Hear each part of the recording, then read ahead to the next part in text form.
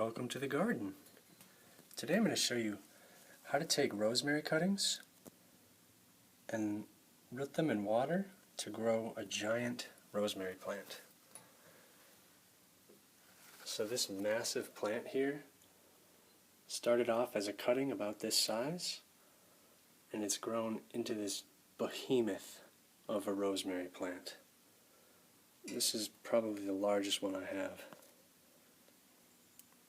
It's just enormous. I like to take my cuttings from new growth on an old plant.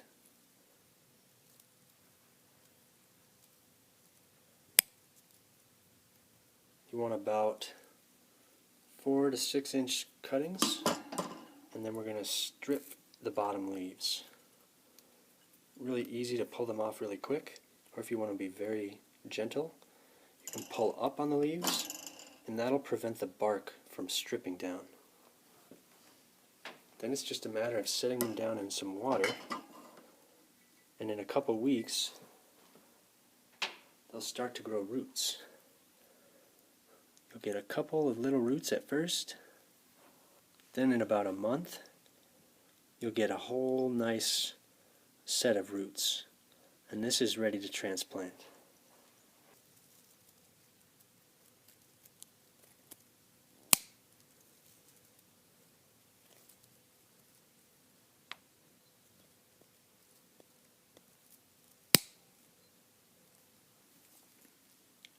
So we can take multiple cuttings off a nice branch like this.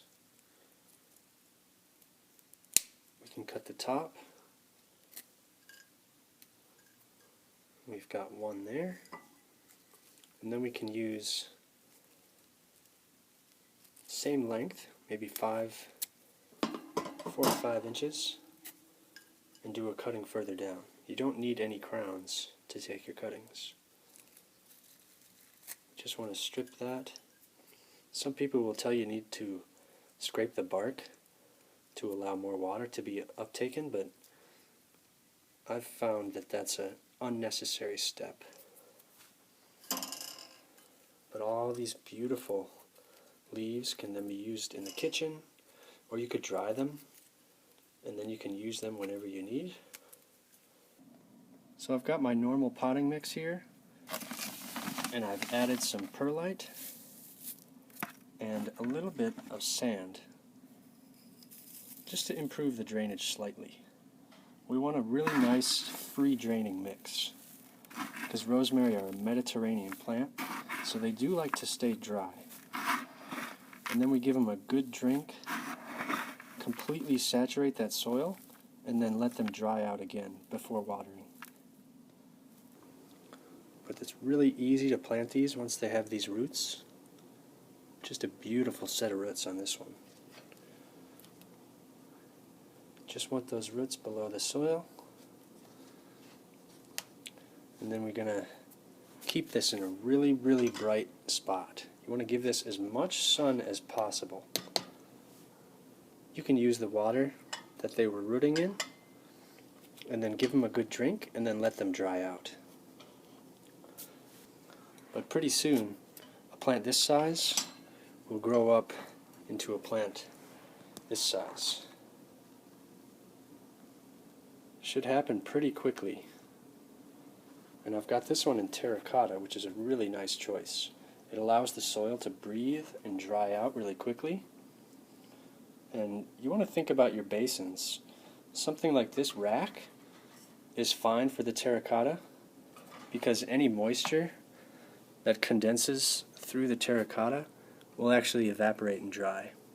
But if you've got them on wood, like a windowsill here, you want something plastic, glass, or a glazed terracotta. That way the water doesn't penetrate through. You want to up-pot them once they reach about twice the size of their pot.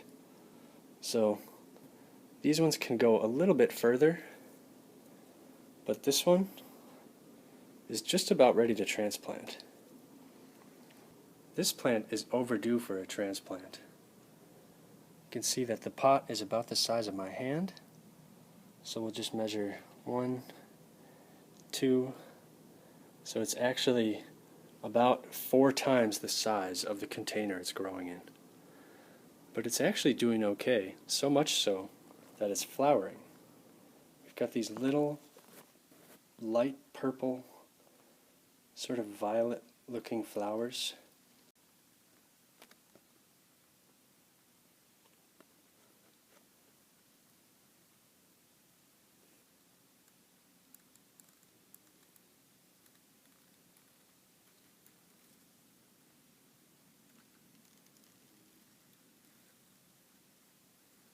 There's quite a few along here.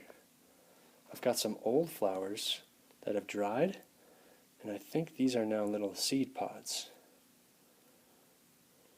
So you can grow from seed, but it's so easy to grow from cuttings, you get a really good head start. Because herb seeds are so small, the little sproutlings just take a really, really long time to grow. So if I were to transplant this, I would want it in something very, very large, like this pot here. And this one is at least twice as high and so much larger. And you can see that these are actually comparable heights. These two plants are pretty close to the same height. Even though the one on the left is in a tiny, tiny pot, they're about the same height. The one on the right is just so much thicker, so much fuller. And that's what happens when you transplant these. They really, really take off and grow to fill their containers. So this could even be up potted again, because it's about twice the size as the pot it's in. And I grow this 100% indoors. They can be grown outside, but here in Minnesota they won't last the winter very easily, so I just keep them indoors all the time. But this rosemary is enormous. It's absolutely massive. This is one of my first and greatest successes as a gardener. And I love to just brush up against the leaves, run your hands over the stems. It's almost like perfume. The oils just release that amazing aroma. It's just one of my favorite plants of all time. So I really hope you give this a go, taking your own rosemary cuttings, and hopefully growing a giant rosemary plant. So thank you for watching, and I hope to see you next time.